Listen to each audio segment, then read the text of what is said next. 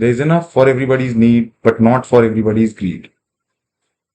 बिल्कुल सही बात बोली है किसी ने क्या बोली है, महात्मा गांधी ने बोली है, हमारे मोहनदास करमचंद गांधी, कि हमारे लालच के लिए तो बहुत कुछ भी, अगर आप देखोगे ना, लालच जो होता है ना, उसमें आपको लगता है यार ये भी मिल जाए वो भी मिल जाए। हम लोग कहते हैं यार मेरे पास ये नहीं है, मेरे पास वो नहीं है, ठीक है।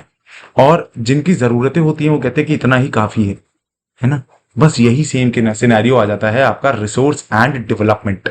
इसी चैप्टर में हम लोग इन्हीं चीजों के बारे में पढ़ेंगे कि कैसे हमारी ग्रीड ने हमारे लिए एक बहुत बड़ी मुसीबत खड़ी कर दी है, और इस ग्रीड को सबके सामने लाना बहुत जरूरी है। एनसीईआरटी का चैप्टर 1, ज्योग्राफी का चैप्टर 1, जंग ऐलान की बात करी थी, उसी जंग में एक सबसे पहले हमारा युद्ध की तरफ आगे बढ़ रहे हैं हम लोग इस चैप्टर में। बोर्ड कहते हैं ना, बोर्ड इस बार हम लोग बोर्ड में एसएसटी में बहुत अच्छा स्कोर करने वाले हैं। बस जिस हिसाब से स्ट्रैटेजी और प्लानिंग चल रही है उस हिसाब से चलते हैं। चलिए स्टार्ट करते हैं। ये वीडियो 2 पार्ट में होगी, ये भी याद रखिए। मेरा नाम है शिवम शुक्ला, चैनल का नाम है अंडरस्टैंडिंग ह्यूमैनिटीज। स्टार्ट करते हैं। Resource and development, there is enough for everybody's need and not for everybody's greed. बहुत अच्छी बात करी महात्मा गांधी ने, इसी बेहतरीन पॉजिटिव कोट के साथ हमने शुरू भी किया था इस चैप्टर को, है ना। अब देखिए, सबसे पहले हमें ये जानना बहुत जरूरी है कि रिसोर्स होते क्या है। सबसे पहले आपको ये बात जाननी बहुत जरूरी, रिसोर्स होते क्या। तो देखिए, सिंपल सा डेफिनेशन बताऊंगा, कुछ इतना कॉम्प्लिकेशन नहीं रखेंगे।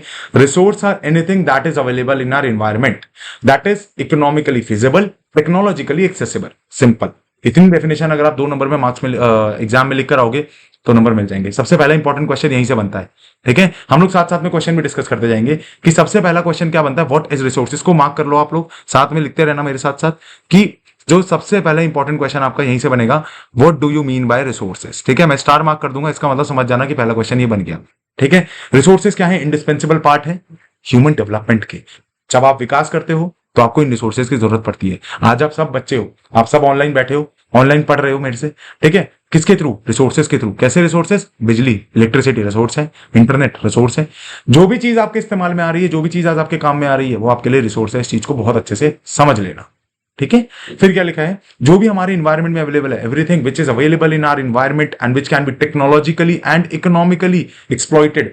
कोई भी चीज जिसको हम टेक्नोलॉजिकली और इकोनॉमिकली यूज कर सकते हैं या एक्सप्लॉइट कर सकते हैं, हम लोग एक्सप्लॉइट ही करते हैं। इंसान है, हमें तो जो चीज मिल रही है फ्री में हम उसको लपेटते रहते हैं, ठीक है। तो वही चीज लिखा हुआ है कि कोई भी चीज जो टेक्नोलॉजिकली एक्सेसिबल हो और इकोनॉमिकली एक्सप्लॉइटेड हो, जिससे हमारी वांट्स भी सेटिस्फाई हो रही हो, वो हमारा रिसोर्स है। सिंपल सी डेफिनेशन है, यहां से यहां तक कि आप लोग अपने उसमें नोट्स बना के लिख लेना, वरना मैं ये पीडीएफ आपको कमेंट लिंक में दे दूंगा, नीचे आप कमेंट्स में देख लेना, नहीं तो डिस्क्रिप्शन में मिल जाएगी, ठीक है। रिसोर्सेज समझ आ गया होगा मेरे हिसाब से आपको। पहला क्वेश्चन। सेकंड क्वेश्चन क्या बन जाता है, क्लासिफिकेशन ऑफ रिसोर्सेज। बहुत इंपॉर्टेंट है क्लासिफिकेशन जब हम करते हैं रिसोर्सेज का। तो रिसोर्सेज अब हमने बांट दिया, अब आप कहोगे सर कैसे रिसोर्सेज, कौन से, डेफिनेशन तो बता दी, कैसे टाइप के रिसोर्सेज की बात आप कर रहे हो। सही बात है ना, कि किस प्रकार के आपके रिसोर्सेज हैं। तो आपको यहां पे 2 चीजें देखनी होंगी, नेचुरल और ह्यूमन। अरे भैया, आप भी तो रिसोर्स हो, बैठे हो वहां पर, है ना। क्यों रिसोर्स हो, आपने अपना दिमाग इस्तेमाल किया हुआ है। आप अपनी इकोनॉमी के लिए आगे जाके काम करोगे, आप अपनी इकोनॉमी को एनहांस करोगे, तो जो भी चीजें आपकी वैल्यू ऑफ लाइफ में ऐड कर रहे हैं, सिंपल, जो भी चीजें आपकी लाइफ में वैल्यू ऐड कर रही हैं, आप सिंपल सी बात समझ लो कि वो आपके लिए रिसोर्स है। तो आप भी रिसोर्स हो, मुबारक हो, ठीक है।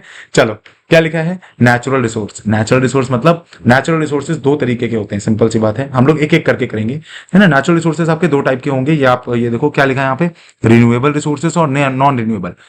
बेसिक सा टर्म है, 6 क्लास से पढ़ते आए हो, इसको समझाऊंगा बहुत अच्छे से। क्या लिखा है, रिन्यूएबल मतलब ऐसे रिसोर्सेज जो बार बार बन रहे हों, जिनको बनने में ज्यादा समय ना लगता हो, ठीक है ना, उसको हम लोग क्या कहते हैं, रिन्यूएबल रिसोर्सेज। और नॉन रिन्यूएबल रिसोर्सेज कौन से रिसोर्सेज होते हैं, वो रिसोर्सेज जिनको बनने में समय लग जाता हो, मिलियंस ऑफ ईयर्स लग जाते हैं जिनको बनने में। एग्जाम्पल चाहिए, आ जाओ। देखो, रिन्यूएबल में क्या लिखा है, कॉन्टिन्यूअस और फ्लो। रिन्यूएबल में भी अच्छा 2 प्रकार होते हैं, कॉन्टिन्यूअस होता है और फ्लो होता है। जैसे विंड हो गया, वाटर हो गया। अब कोई चीज बह रही है, हवा है, हवा क्या कभी खत्म होगी, हवा खत्म होगी तो बेटा सभी खत्म हो जाएंगे, है ना। तो हवा, सूरज, ठीक है, ये चीजें ऐसी हैं जो कभी खत्म नहीं होती। तो बस सिंपल सी बात है, जो चीज कभी खत्म नहीं हो रही तो उससे निकलने वाली चीजें भी कभी खत्म नहीं होंगी, तो उसको हम लोग कह देते हैं रिन्यूएबल रिसोर्सेज, ठीक है। बायोलॉजिकल में क्या आ जाता है, अब देखो सिंपल सी बात है, कॉन्टिन्यूअस समझ आ गया, जैसे फ्लो आपका विंड हो गया। फिर अगर आप बायोलॉजिकल में आ जाओगे तो इसमें क्या है, नेचुरल वेजिटेशन। नेचुरल वेजिटेशन कभी खत्म हुई तो क्या आप बचोगे, सिंपल सी बात इतना जान लो, जब तक आप हो तब तक जो चीजें हैं वो रिन्यूएबल हैं, ठीक है, जिन जो क्योंकि वो बार बार बन रही हैं। फिर क्या लिखा है, वाइल्ड लाइफ, जानवर, फूड चेन, सुना है ना, सुना है ना। सिंपल सी बात है, जब आप हो, जानवर हैं, प्लांट पौधे हैं। तो ये सारी चीजें हमारे में कौन, जो भी चीज बार बार रिन्यू हो रही हो, पीछे अभी अगली स्लाइड में इसकी डेफिनेशन भी पढ़ेंगे, तो उसको हम लोग क्या कह देते हैं, रिन्यूएबल रिसोर्सेज। नॉन रिन्यूएबल में क्या देख लो, सिंपल सी बात क्या लिखा है, देखो नॉन रिन्यूएबल दो तरीके के होते हैं। नॉन रिन्यूएबल भी सारे पता है आपको, मैं बताता हूँ। देखो नॉन रिन्यूएबल में भी सारे रिसोर्सेज, एक बहुत बड़ा मिथ चलता है कि नॉन रिन्यूएबल मतलब सर सिंपल सी बात है जो कभी भी ना बन पाए, जो कभी भी ना बन पाए। ऐसा नहीं होता, कुछ चीजें ऐसी भी होती हैं जो रिसाइकलेबल होती हैं। रिसाइकलेबल मतलब जिनका दोबारा से रिसाइकल, जिनको दोबारा से रिसाइकल करा जा सकता हो, उनको हम लोग क्या कह देते हैं, रिसाइकलेबल रिसोर्सेज। ठीक है, फिर अगर आप देखोगे तो नॉन रिसाइकलेबल कौन सी होती है, तो नॉन रिसाइकलेबल रिसोर्सेज होते हैं बेटा जैसे फॉसिल फ्यूल, जिनको हम दोबारा कभी नहीं घुमा सकते। ठीक है, जिनको हम कभी भी नहीं बना सकते, उनको हम क्या कह देते हैं, नॉन रिसाइकलेबल रिसोर्सेज। जैसे फॉसिल फ्यूल हो गया आपका, ठीक है, जैसे क्या हो गया, फॉसिल फ्यूल हो गया। फॉसिल फ्यूल आप कभी भी उसको, आप ये मान लो जैसे कोयला है, ठीक है, कोयला है आपका, पेट्रोल है, इनको बनने में मिलियंस ऑफ ईयर्स लग जाते हैं, तो वो नॉन रिन्यूएबल ही माने जाएंगे। ठीक है, रिसाइकलेबल, मेटल, मेटल रिसाइकलेबल है, मेटल को आप दोबारा बना सकते हो, रिसाइकल कर सकते हो। दोबारा नहीं बन सकता मतलब उसको रिसाइकल कर सकते हो दोबारा से, है ना, दोबारा से फॉर्म करके उसी का तरीका बदल के। जैसे पेपर है, पेपर को हम रिसाइकलेबल बोलते हैं। ठीक है, प्लास्टिक है, प्लास्टिक में कुछ चीजों को हम रिसाइकलेबल बोलते हैं ना, प्लास्टिक की बॉटल्स को प्रॉपर क्रश करके फेंको, है ना, तो ये सारी बातें रिसाइकलेबल में आ जाता है। ह्यूमन रिसोर्सेज में आप देखो स्ट्रक्चर्स, इंस्टीट्यूशंस को, है ना, अब देखो स्ट्रक्चर्स एंड इंस्टीट्यूशंस क्या होते हैं, तो ह्यूमन रिसोर्सेज को आप बहुत एकदम ध्यान से अगर नोटिस करोगे तो इंसान ही एक बहुत बड़े बड़े स्ट्रक्चर्स फॉर्म कर रहा है आज के जमाने में। ठीक है, इंस्टीट्यूशंस बना रहा है, ठीक है, अब बड़ी बड़ी कंपनीज बन रही है, तो कौन बना रहा है, ह्यूमन एक रिसोर्स है, तभी तो वो अपने ब्रेन का यूज करके, अपनी चीजों का, अपनी टेक्नोलॉजी का इस्तेमाल करके, इन चीजों का इस्तेमाल करके बना रहा है चीजें। तो ह्यूमन एक बहुत बड़ा रिसोर्स है, अपने भारत को, अपने देश को आगे ले जाने में ह्यूमंस का ही तो बहुत बड़ा हाथ है, तो ह्यूमन है, तो ह्यूमन रिसोर्सेज को हम लोग क्या देते हैं, है ना। अब नेक्स्ट स्लाइड देखते हैं क्या लिखा है। अब देखो यहां पर क्या लिखा है, ओरिजिन। अब देखो रिसोर्सेज को हमने क्लासिफाई किया हुआ है on the basis of origin. ठीक है, ये क्वेश्चन अच्छा बनते हैं, लेकिन आज अब क्या हो गया है, ये पहले की एनसीईआरटी, जो अभी एनसीईआरटी में चेंजेस आए हैं, उसमें बेसिकली क्या हो गया कि ये जो बायोटिक और एबायोटिक है ना, इसको एक्सप्लेन नहीं किया जाता, मतलब इसको आपका एक्सप्लेनेशन नहीं मांगता है वो, लेकिन स्टिल नॉलेज होनी चाहिए, इसलिए मैं इसको भी पढ़ा रहा हूँ। क्या लिखा है, ऑन द बेसिस ऑफ, बहुत शॉर्ट में पढ़ रहे हैं, ठीक है, ज्यादा इनको मैं एक्सप्लेन नहीं करूंगा क्योंकि अब एग्जाम्स में भी नहीं आ रहे, लेकिन ऐसा एक्सप्लेन करूंगा कि दिमाग में आपके बैठ जाए। कॉन्सेप्ट क्लियरेशन होना बहुत जरूरी है। एग्जाम में क्या आ रहा है, एग्जाम में क्या नहीं आ रहा, वो बात की बात है। कॉन्सेप्ट क्लियर होगा तो जो भी एग्जाम में आ रहा है आपको कभी टेंशन नहीं होगी। ठीक है ना। बायोटिक और abiotic, simple, biotic resources the resource which are obtain from natural and have life, ऐसे रिसोर्सेज जिनके पास जिंदगी है। ठीक है ना, ऐसे रिसोर्सेज जिनके पास जिंदगी है। ये देखो, ये आप देख रहे हो, ये बायोटिक रिसोर्सेज हैं। आपका प्रोटिस्ट हो गए, प्लांट्स हो गए, एनिमल्स हो गए, फंगस हो गए, बैक्टीरिया, इनके पास जिंदगी है, ये वापस से रीग्रो कर सकते हो, बायोटिक हो गए, वापस से रीग्रो करेंगे, है ना, बढ़ेंगे। आप इंसान, हम लोग इंसान जो है, हम लोग कैसे हैं, हम लोग बायोटिक रिसोर्स है। प्लांट्स बायोटिक रिसोर्स है, ग्रो कर रहे हैं ना, जान है हमारे में, तो हमारे में जान है। एबायोटिक देखो, एबायोटिक क्या है, non living things, water, soil, light, minerals और एयर, तो these are known as abiotic resources. बहुत बेसिक टर्म है, पहले से पढ़ते हुए आए होंगे। आगे बढ़ते हैं, ठीक है, आ जाओ। तो सब और क्या लिखा है यहाँ पर, एग्जॉस्टेबिलिटी। एग्जॉस्टेबिलिटी क्या होता है, एग्जॉस्टेबिलिटी का मतलब होता है कि कैसे वो चीजें बनेंगी, नहीं बनेंगी, क्या होगा, तो उसी चीज को हम एग्जॉस्टेबल कहते हैं। जैसे renewable and non renewable resources. Renewable resources कौन से होते हैं, अभी जस्ट बताया, जो रिन्यू हो जाते हैं। नोट्स के लिए इसको प्रेफर करना, बहुत अच्छे हैं ये, इनको बिल्कुल शॉर्ट फॉर्म में मैंने इसीलिए लिखे हैं इनको, इन नोट्स को, और बिल्कुल वही लिखा है, क्या लिखा है, these resources are available in plenty in nature and can be replenished, मतलब दोबारा बन सकते हैं, जैसे sunlight, wind, water. Non renewable कौन से हो गए, ऐसे रिसोर्सेज, अभी मैं पहले समझा चुका हूं, इसीलिए मैं यहाँ पे सिर्फ पढ़ रहा हूं। These resources are present in nature and are formed after millions of years। ऐसे रिसोर्सेज जो नेचर में प्रेजेंट है और मिलियंस ऑफ ईयर्स के बाद बने हैं। ठीक है, टाइम लगता है इनको बनाने में। ये एग्जॉस्टेड भी हो सकते हैं, बिल्कुल ऑब्वियसली खत्म हो जाएंगे ना एक समय के बाद। कोयला है, कोयले को आप कितना बना लोगे, आप इस्तेमाल करो भर भर के, कोयला खत्म हो जाएगा एक समय के बाद, मिलियंस ऑफ ईयर्स में नहीं बनेगा ये कोयला। पेट्रोल, क्यों बोला जाता है कि भाई पेट्रोल महंगा क्यों है, इसी वजह से क्योंकि हम इंपोर्ट करवा रहे हैं उसको, है ना, इंपोर्ट करवा रहे हैं, तो ऑब्वियसली बात है महंगा पड़ता है। हमारे पास खुद का पेट्रोल नहीं है, कुछ ही रीजन में। मुंबई हाई बेसिन साइड पे थोड़ा सा मिलेगा, रन ऑफ कच्छ साइड थोड़ा सा, अगर थोड़ा सा ही है, मुंबई हाई बेसिन में हमारा निकलता है पेट्रोल आपका, तो कुछ ज्यादा पेट्रोल हमारे पास अवेलेबल नहीं है, इसलिए हम लोग वो करते हैं, इसको इंपोर्ट करते हैं। ओनरशिप के बेसिस पे देख लो, क्या लिखा है, इंडिविजुअल, कम्युनिटी ओन्ड रिसोर्सेज और नेशनल एंड इंटरनेशनल, है ना। अब इसमें एग्जाम में क्या पूछा जा रहा है, देखो एग्जाम में पूछा जा रहा है ओरिजिन के बेसिस पे, एग्जॉस्टेबिलिटी, ओनरशिप और स्टेटस ऑफ डेवलपमेंट, सिर्फ नाम पूछे जा रहे हैं। ठीक है, सिर्फ नाम पूछे जाते हैं। पहले आता था कि डेफिनेशन आती थी, लेकिन एनसीईआरटी ने इस बार इसको कट कर दिया है। ठीक है, इसीलिए मैं आपको बस समझा रहा हूं, है ना। इंडिविजुअल रिसोर्सेज क्या होता है, जो सिंपल सी बात है, मेरा घर, मेरा इंडिविजुअल रिसोर्स। आपकी कोई भी प्राइवेट चीज, आप जिस फोन पर पढ़ रहे हो वो आपका है, तो वो आपका इंडिविजुअल रिसोर्स। ठीक है, कोई भी घर है मेरा, भैया मैं अपने घर में किसी और को थोड़ी बिठा लूंगा, मेरी मर्जी के बिना, मेरी परमिशन के बिना कोई कैसे आ सकता है मेरे घर पे। तो यानी कि क्या हो गया, वो मेरा इंडिविजुअल, मेरा प्राइवेट वो रिसोर्स है, ठीक है, इंडिविजुअल रिसोर्स। जैसे फार्म लैंड हो गया, अब आपकी जमीन है, आपके किले हैं, तो वो आप ही के हैं, मैं तो उस पर जाके हक जमा नहीं सकता, गिफ्ट कर दो बात अलग है, ठीक है। फिर क्या लिखा है, कम्युनिटी रिसोर्सेज। कम्युनिटी रिसोर्सेज का सीधा सीधा सा मतलब है, कम्युनिटी रिसोर्सेज जो किसी कम्युनिटी को बिलोंग करते हैं। कम्युनिटी का मतलब क्या होता है, जो किसी मिक्स्ड ग्रुप ऑफ पीपल को बिलोंग करते हो, ठीक है, जो किसी मिक्स्ड ग्रुप ऑफ पीपल को बिलोंग करते हो। जैसे आप देखो यहाँ पर क्या लिखा है, grazing land, burial ground. Grazing land के सबके लिए बिलोंग होता है? नहीं, ग्रेजिंग लैंड जानवर चरने के लिए, जिनके पास चरवाहे हैं, जो जानवरों को अपने चराते हैं सॉरी, उन्हीं के लिए होता है, ठीक है, वो लोग जाते हैं अपने जानवर। ब्यूरल ग्राउंड्स हो गए, ठीक है। ब्यूरल ग्राउंड्स में आप जैसे देखोगे क्रीमेशन ग्राउंड्स होते हैं कुछ, ठीक है। अब जो जैसे हिंदू कम्युनिटीज में होता है कि हाँ वो लोग जलाते हैं, मुस्लिम कम्युनिटीज में होता है कि वो लोग दफनाते हैं, सबके अपने अपने ब्यूरल ग्राउंड होते हैं, कम्युनिटी ओन्ड रिसोर्सेज हो जाता है बेसिकली, ठीक है। अब क्या लिखा है यहाँ पर कि सबसे पहला हमने अभी पढ़ा इंडिविजुअल रिसोर्सेज। अब नेशनल रिसोर्स देख लो, सिंपल लॉजिक, ऐसे रिसोर्सेज जो नेशन को बिलोंग करते हो, जो भारत देश को बिलोंग करते हो। हमारे भारत के नेशनल रिसोर्सेज कौन से हो गए, जो भारत को बिलोंग करते हैं, ठीक है। जैसे हमारे वाटर रिसोर्सेज हो गए, हमारा फॉरेस्ट हो गया, हमारा मिनरल्स हो गए, है ना। झारखंड में जो निकल रहा है मिनरल, झारखंड में कोयला निकल रहा है, रानीगंज में कोयला निकल रहा है ना, आयरन ओर निकल रहा है। ये सारी चीजें जब निकल रही हैं तो ये हमारे भारत के खुद के मिनरल है, तो ये नेशनल रिसोर्सेज।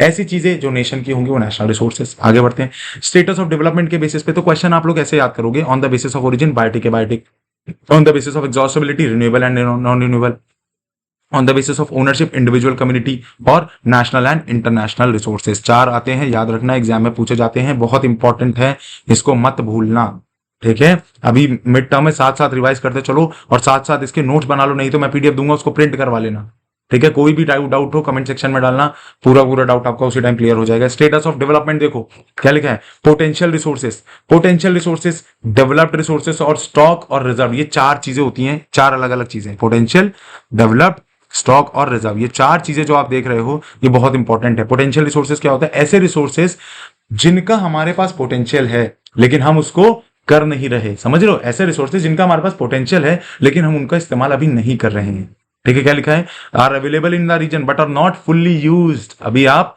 पूरी तरीके से इस्तेमाल नहीं करते हो। मम्मी पापा बोलते होंगे ना कई बार, इस लड़के में मेरे पोटेंशियल तो बहुत है लेकिन पढ़ता नहीं है, समझ लो, वही पोटेंशियल रिसोर्सेज है, ठीक है। तो क्या लिखा है, पोटेंशियल रिसोर्सेज वो रिसोर्सेज जैसे विंड एनर्जी, ठीक है, सोलर एनर्जी। कितने घरों में आपने देख लिया विंड एनर्जी और सोलर एनर्जी का इस्तेमाल होता है? नहीं, बट फैसिलिटी तो है ना, सूरज तो चमक ही रहा है, हवा तो बह ही रही है, तो इसको हम पोटेंशियल। डेवलप्ड रिसोर्सेज क्या होता है, these resources are surveyed and their quantity and quality are known. ऐसे रिसोर्सेज जिनके बारे में सब पता है, सर्वे कर रखा है, कौन सी जगह पे कौन सा रिसोर्स मिल रहा है, कौन सी जगह पे कितना मिल रहा है, क्वांटिटी कितनी है, क्वालिटी कैसी है, सब कुछ मिल रहा है। जैसे कोयल माइंस, है ना, हमें बहुत अच्छे से पता है ना, कि झरिया में कोल माइंस हैं, हमें बहुत अच्छे से पता है कि रानीगंज में आयरन ओर माइंस हैं, हमें बहुत अच्छे से पता है कि कुद्रेमुख में जो है वो कोलार गोल्ड माइंस है, तो हमें कुद्रेमुख में सॉरी आयरन ओर माइंस है, तो हमें सब कुछ पता है, ठीक है। हमने सर्वे कर रखा है उसको, ठीक है। हमने A to Z कोलार में जैसे गोल्ड माइंस है, केजीएफ से याद आ गया होगा, है ना।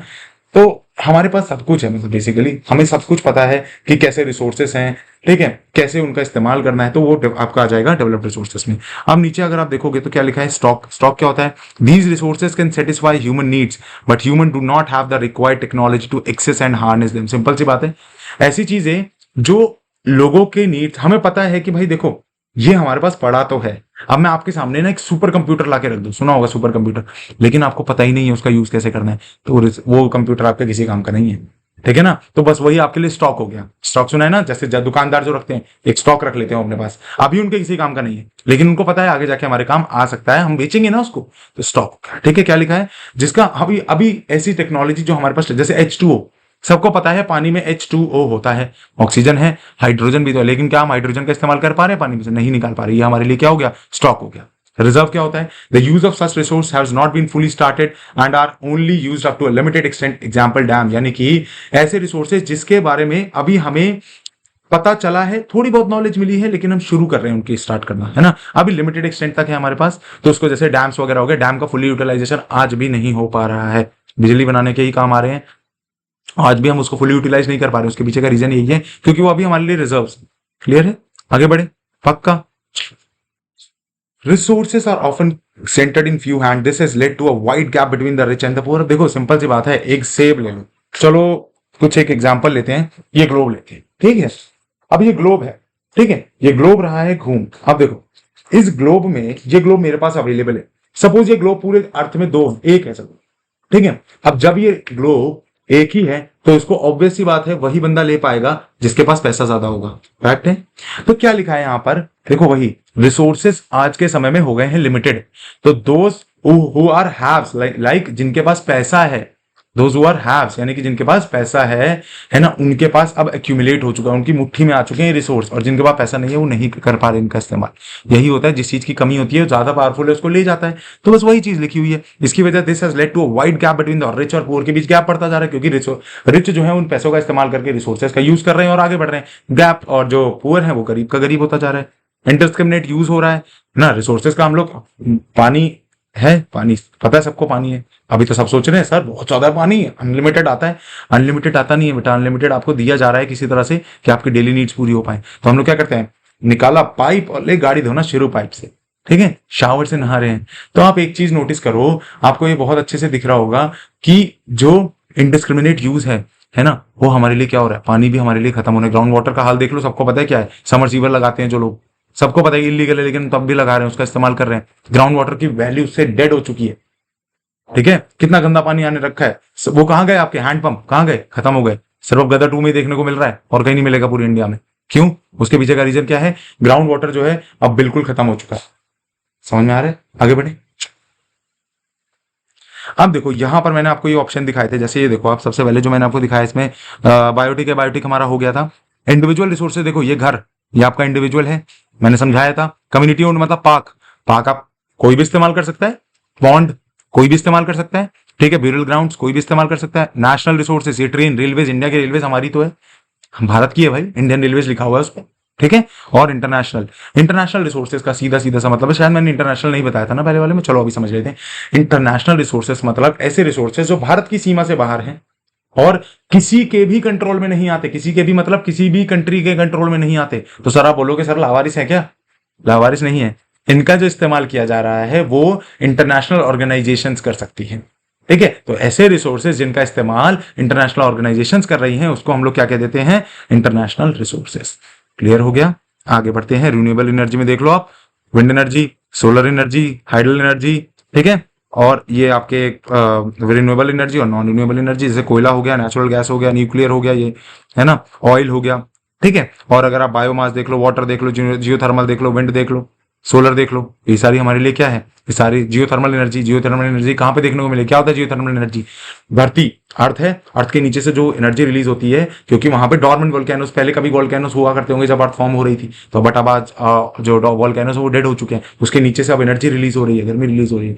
सबसे बड़ा एग्जाम्पल बताऊं, घूमने भी गए होंगे, मणिकरण, ठीक है, मणिकरण में जियोथर्मल प्लांट लगा हुआ है। आगे बढ़े, चलिए आगे बढ़ते हैं वरना आज की वीडियो बहुत लंबी हो जाएगी, ठीक है। डेवलपमेंट ऑफ रिसोर्सेज, देखो अब रिसोर्सेज नहीं है सर, सब पढ़ लिया, रिसोर्सेज नहीं है, ये नहीं हो रहा, वो नहीं हो रहा, अब क्या, सही बात है ना। तो क्या लिखा है, development of resources, resources are vital for human survival as well as for maintaining the quality of life. It was believe that resources are free gift of nature. देखो सिंपल सी बात है, अभी तक हम ये बात करते जा रहे हैं, रिसोर्सेज तो हमें गिफ्ट के तौर पे मिले थे, तो जब गिफ्ट का इस्तेमाल हम लोग बहुत बुरी तरीके से करते हैं तो इससे क्या होता है, वो गिफ्ट खत्म हो जाता है, ठीक है। हम लोगों ने सुना क्या, हमने क्या सोच के चले, रिसोर्सेज तो अरे नेचर का फ्री गिफ्ट है, यूज करो, नहीं, बिल्कुल भी नहीं। रिसोर्सेज हमारे लिए फ्री गिफ्ट नहीं है, नेचर ने हमारी जरूरतों को पूरा करने के लिए रिसोर्सेज दिया था, हमारी लालच को पूरा करने के लिए नहीं, ठीक है। ह्यूमन बींग्स ने आज उसको इंडिस्क्रिमिनेटली यूज किया है, क्या लिखा है, indiscriminately, and this has led to the major problems. कौन कौन सी मेजर प्रॉब्लम हुई, अब भैया किसी चीज को ज्यादा खाओगे तो क्या हो जाएगा, खत्म हो जाएगी। तो वही लिखा है, क्या लिखा है, depletion of resources for satisfying the greed of few individuals. कुछ इंडिविजुअल्स की लालच के चक्कर में, मैं तो उसको कुछ नहीं मानता, मैं तो कहता हूं भैया सभी लालची हैं, ठीक है, और सबने अपने लालच के चक्कर में अपना इस्तेमाल किया और हमने क्या कर दिया, रिसोर्सेज को डिप्लीशन कर दिया, यानी कि कम कर दिया, खत्म ही कर दिया almost. Accumulation of resources in few hands which in turn divided the, अब इससे क्या हो गया है, अभी बताया, सोसाइटी हैव और हैव नॉट में बट गई है। ऐसे लोग जिनके पास रिसोर्सेज हैं और ऐसे लोग जिनके पास कुछ भी नहीं है। ऐसे कौन से लोग हैं जिनके पास रिसोर्सेज, अभी बताया था, बताओ बताओ फटाफट बताओ, पैसे वाले लोग, रिच पीपल, गुड, ठीक है। Indiscriminate exploitation of resources has led to global ecological crisis such as global warming. अब इससे क्या हुआ है, इनडिस्क्रिमिनेट एक्सप्लॉयटेशन हुआ है रिसोर्सेज का, और उससे क्या हुआ है, ग्लोबल इकोलॉजिकल क्राइसिस हो गया। अब आप पेट्रोल है खूब लगे पड़े हैं, चला रहा है हमारा, है ना, चल रहा है हमारा पेट्रोल। अब उससे क्या हुआ, ग्लोबल वार्मिंग हो गई, ओजोन लेयर की डिप्लीशन हो गई, इन्वायरमेंटल पोल्यूशन हो गया और लैंड डिग्रेडेशन हो गया, यानी कि लैंड भी डिग्रेड हो गई, एनवायरमेंट भी पल्यूट हो रहा है, बहुत प्रॉब्लम्स होनी शुरू हो गई हैं। अब सर बोलोगे सर इतना तो बता दिया आपने, क्या क्या हो रहा है क्या नहीं, अब कुछ चीज को सॉल्व करने का भी तरीका बताता तो वो भी पढ़ेंगे। डेवलपमेंट ऑफ रिसोर्सेज में अच्छा एक क्वेश्चन बन जाता है, याद रखना, मैं बताना भूल गया, क्या लिखा है कि इनडिस्क्रिमिनेटली जो हम लोगों ने यूज किया हुआ है ना, तो उसके चक्कर में क्या क्या हो रहा है, ठीक है, उसके चक्कर में क्या क्या हो रहा है, तो आप यहाँ पे देख रहे हो डिस्क्रिमिनेट डिप्लीशन हो रहा है रिसोर्सेज का, ठीक है, कुछ लोगों की नीड्स को, तो ये सारे पॉइंट्स अभी अभी समझाए तो इसके लिए लिख देना। फिर क्या लिखा है, रिसोर्स को प्लानिंग करा जाएगा, अब हम लोग करेंगे रिसोर्स की प्लानिंग। अब हम ये देखेंगे कि अगर हो भी रहा है तो क्या हो रहा है, तो यानी कि रिसोर्स प्लानिंग हो रही है, रिसोर्स को प्लान किया जा रहा है, अकॉर्डिंगली प्लान किया जा रहा है, ठीक है। देखो क्या लिखा है, पहली बात, रिसोर्स प्लानिंग जो है इंडिया में अलग अलग प्रोसेसेस के थ्रू होती है। जैसे पहला, to identify and make a list of existing resource across the country by surveying and mapping. अब देखो गवर्नमेंट सरकार जो है, जो गवर्नमेंट है, सॉरी गवर्नमेंट सरकार बोल दिया मैंने, गवर्नमेंट याद रखो, गवर्नमेंट जो है वो क्या करती है, अलग अलग तरीकों से रिसोर्सेस को आइडेंटिफाई करती है, उसकी एक इन्वेंटरी क्रिएट करती है। इन्वेंटरी का क्या मतलब होता है, एक लिस्ट क्रिएट करती है कि कौन सी स्टेट में, क्योंकि भारत का तो आपको पता है हर जगह सब कुछ मिलता नहीं है, कुछ कुछ जगहों पे सीमित चीजों पे चीजें मिलती हैं, जैसे झारखंड में, वेस्ट बंगाल में, है ना, इन जगहों पे चीजें मिलती हैं। तो इन जगहों पे जब ये चीजें मिल रही है तो इसका सबसे बड़ा एग्जांपल क्या है कि हमें प्लान करना पड़ेगा कि भाई क्योंकि कुछ जगहों पे मिल रही है तो हमें यहाँ से उठा के जिस जगह पे नहीं है वहां देना है। तो सबसे पहले क्या लिखा है, हमें एक लिस्ट बनानी है कि कहाँ कहाँ पे रिसोर्सेस एग्जिस्ट करते हैं, उनके मैपिंग करो, सर्वेइंग करो, पता करो कि कितनी क्वालिटी पे कितनी क्वांटिटी में है ना, और कहाँ पे भेजना है, ये सब जानो। फिर सेकंड, एक प्लानिंग स्ट्रक्चर बनाना है कि कौन से लेवल ऑफ टेक्नोलॉजी से, कौन से स्किल ऑफ सेट से आप क्या कर पाओगे, आप उस रिसोर्स को ला पाओगे। बेसिकली समझ गए क्या बोलना चाह रहा हूं मैं। देखो क्या लिखा है, कौन से स्किल ऑफ सेट से, मतलब आपने पता कर लिया कि भैया यहां पे रिसोर्सेस हैं, ठीक है, अब इसको निकालोगे कैसे, सही बात है ना, अब इन रिसोर्सेस को निकालोगे कैसे, एक बहुत बड़ा पॉइंट है, तो हमें वो टेक्नोलॉजी भी होनी चाहिए हमारे पास। Third point, to map the resource development plans with the national, ये मैप नहीं है, गलत मार्क किया हुआ है यहाँ पे, इसको कर लेना मैच, है ना, यहाँ पे क्या कर लेना, इसको मैच कर लेना। नोट्स में भी आपके जो मैं भेजूंगा उसको कर देना एक बार, वैसे मैं ठीक करके भेज दूंगा। तो क्या लिखा है, to match the resource development plans with the national, यानी कि भारत के डेवलपमेंट प्लान को, जो स्टेट के डेवलपमेंट प्लान्स को हमें नेशनल यानी कि सरकार के डेवलपमेंट प्लान से, यानी कि सेंट्रल गवर्नमेंट के, जैसे मैं बताता हूं, थोड़ा सा और ध्यान से समझना, मैंने क्या बोला है, स्टेट लेवल, देखो क्या होता है, हर एक स्टेट में अलग अलग तरीके के आपके वो मिलते हैं मिनरल्स, ठीक है, तो स्टेट को पता होता है कि हमारे पास क्या है, तो स्टेट की रिस्पॉन्सिबिलिटी कि अपने डेवलपमेंट प्लान बनाए, और फिर नेशन जो अपना सरकार जो सेंट्रल गवर्नमेंट है वो अपने प्लान बना रही है, इन दोनों को मैच करके फिर काम को आगे बढ़ाया जाए, ठीक है। आप देखो ये समझ आ गया, बहुत इंपॉर्टेंट है, प्लानिंग ऑफ रिसोर्सेज का बहुत इंपॉर्टेंट पॉइंट है, इसको याद रखना। आगे बढ़ते हैं, लैंड रिसोर्स क्या होता है, लैंड रिसोर्स मतलब the land is among the most important natural resource, it covers only about 30% of the total land. देखो जमीन जो है हमारे लिए आज बहुत इंपॉर्टेंट चीज है, जमीन अगर हमारे पास नहीं होगी तो हम लोग उसको कभी भी यूटिलाइजेशन अच्छे से नहीं कर पाते, और जमीन पे ही तो सारी चीजें हो रही हैं, है ना, देखा जाए तो जमीन पर ही ए टू जेड सारी चीजें चल रही हैं। तो सबसे बड़ी बात क्या लिखे, it covers only about 30% of the total area of earth surface. आप देखोगे तो जो जमीन है, लैंड है ना, it covers only about 30% of the area, और सिंपल सी बात है 70% में तो पानी है, तो 30% पे ही तो लैंड हुआ, है ना। फिर क्या लिखा है, इट सपोर्ट्स नेचर, और जमीन पे ही सारी चीजें हैं, natural vegetation, wild life, human life, economic activities, transport, communication system, A to Z सारी चीजें कहां पर है, ये आपकी जमीन पर ही है।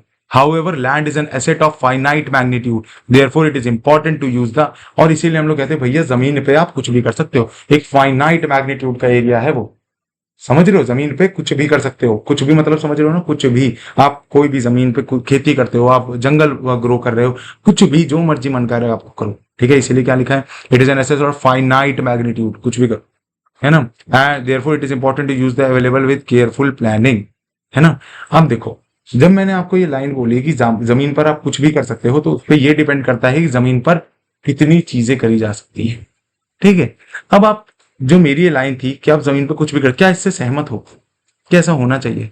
आप कहोगे सर अगर ऐसा हो रहा होता तो क्या हम लोग इसको लैंड रिसोर्सेज को पढ़ रहे होते? बिल्कुल सही बात है, यही जानना चाह रहा था मैं आपसे कि आप मेरी इस बात से सहमत हो, ठीक है। तो याद रखो लैंड जो है ये एक फाइनाइट मैग्नीट्यूड है, फाइनाइट मैग्नीट्यूड का मतलब अनलिमिटेड नहीं होता, फाइनाइट मैग्नीट्यूड का मतलब होता है कि लिमिटेड यूज है, तभी तो हम लोग लैंड रिसोर्स को पढ़ रहे हैं, तभी तो हम लोग लैंड रिसोर्स को पढ़ रहे हैं। तो इसीलिए हमें ये जानना जरूरी है कि जमीन को कैसे प्रॉपर यूटिलाइज किया जाए, ठीक है, जमीन को कैसे प्रॉपर, थोड़ा सा घुमा दो तुम लोग घूम जाते हो। ठीक है, तो यानी कि क्या, कि जमीन को प्रॉपर कैसे इस्तेमाल किया जा सकता है, उसका प्रॉपर कैसे यूटिलाइजेशन किया जा सकता है।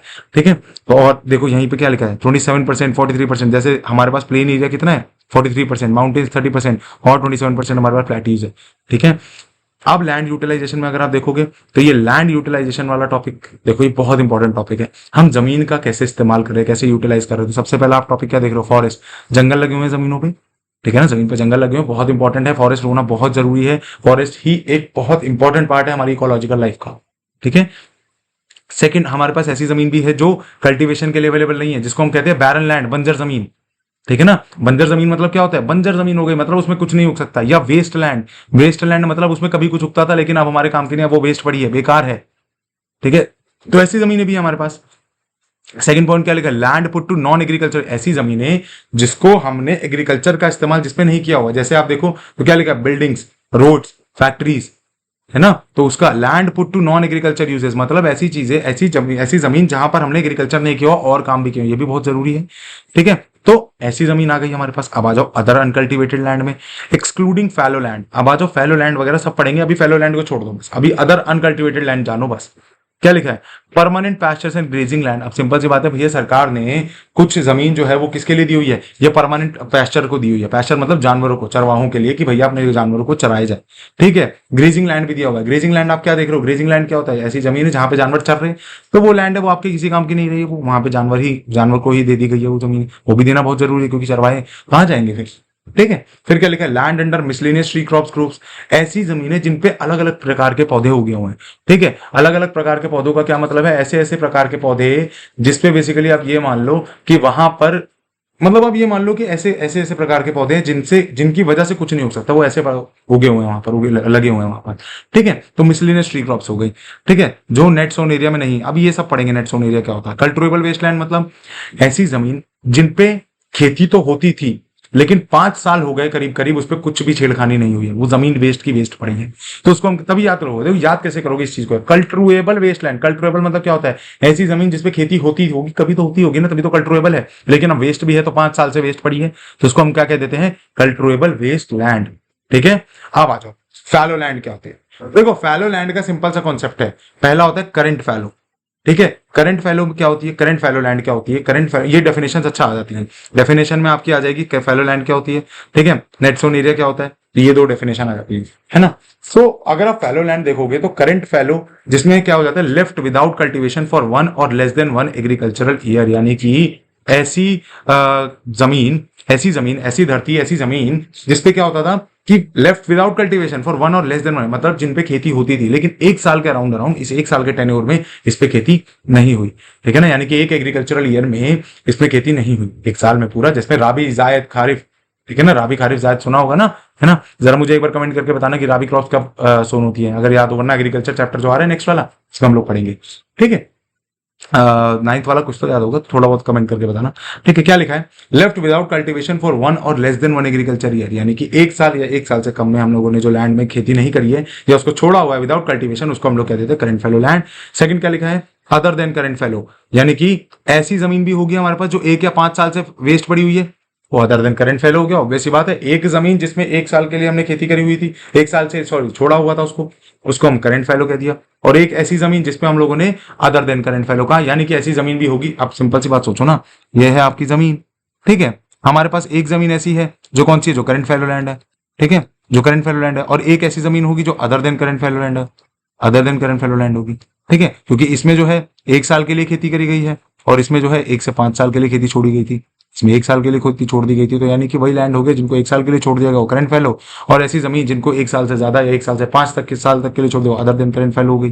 ठीक है, अब नेट सोन एरिया क्या होता है, तो नेट सोन एरिया का मैंने लिखा हुआ है ऐसा नेट सोन, देखो सिंपल सी बात है, नेट सोन एरिया मतलब सपोज ये जमीन है। हाँ देखो, अब नेट सोन एरिया अगर आप देखोगे तो यहाँ पे इसका सीधा सीधा क्या मतलब होगा कि ऐसी जमीन, ठीक है ना, ऐसी जमीन जिसको आप लोग कह सकते हो कि पूरा का पूरा लैंड, है ना, पूरा का पूरा लैंड जहां पर खेती हो रही है, बस इसको याद रखो। क्या लिखा है, area sown at least once a year, मतलब हर साल एक बार तो एटलीस्ट वहां पे खेती होती है, उसको हम लोग कह देते हैं नेट सोन एरिया। ठीक है, हर साल एटलीस्ट एक बार खेती जहां पर हो रही है उसको हम लोग क्या कह देंगे, नेट सोन एरिया। ठीक है।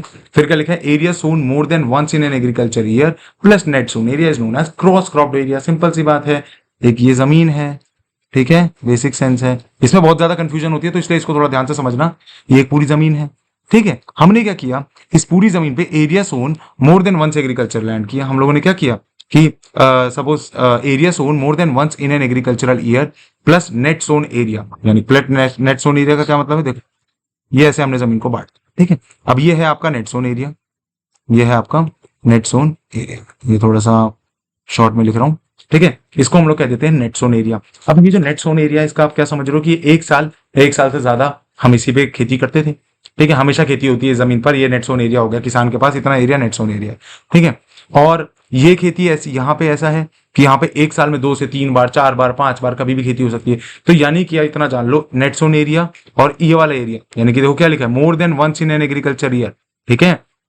ये जमीन वो वाली है जिस जमीन पर एटलीस्ट एक बार खेती हो सकती है साल में, क्या होती थी, है ना। ये जमीन ऐसी है जिसमें कई बार खेती हुई, 1 से 2 बार, 3 बार, 4 बार, और इन दोनों को जोड़ दोगे तो इसको हम कह देते हैं ग्रॉस क्रॉप्ड एरिया। क्या कह देते हैं, ग्रॉस क्रॉप्ड एरिया, ठीक है। समझ आया ये, है ना। आप देखो, अब यहां तक हमारा जो है आज फर्स्ट वीडियो रहेगा, आपका पार्ट 1 रहेगा। इसके बाद हम लोग पार्ट 2 लाएंगे, नेक्स्ट डे ही अपलोड हो जाएगा, अगले दिन ही। पार्ट 1 और पार्ट 2 में इसको हम लोग अच्छे से मर्ज करके और प्रॉपर पढ़ेंगे। इसके बाद हम लोग क्वेश्चन आंसर डिस्कस करेंगे। कुछ नहीं करना आपको, पार्ट 1 देखो, अभी मैंने करवा दिया, इसको देखो, ठीक है। उसके बाद पार्ट 2 करेंगे थोड़े से, है ना। पार्ट 2 करते ही हम लोग क्या करेंगे, इसके क्वेश्चन आंसर्स को बहुत अच्छे से करेंगे, ठीक है। समझ आ गया होगा आप लोगों को, आई होप यहाँ तक समझ आ गया होगा, है ना। और आगे की वीडियो हमारी कल तक आएगी। थोड़ा सा रिसोर्स डेवलपमेंट का हमारा कॉन्सेप्ट क्लियर होगा, एक बार इसी नोट्स के थ्रू रीड आउट मार देना, है ना। और रीड आउट मारते ही आपका ये कॉन्सेप्ट बिल्कुल क्लियर हो गया होगा, है ना। आई होप कोई इशू नहीं रहा होगा, जो भी इशू रहा होगा उसको कमेंट बॉक्स में डाल देना, ठीक है ना। ठीक है, thank you for watching. Like share और सब्सक्राइब तो पता ही है, कर देना अच्छे से, ठीक है ना। Thank you.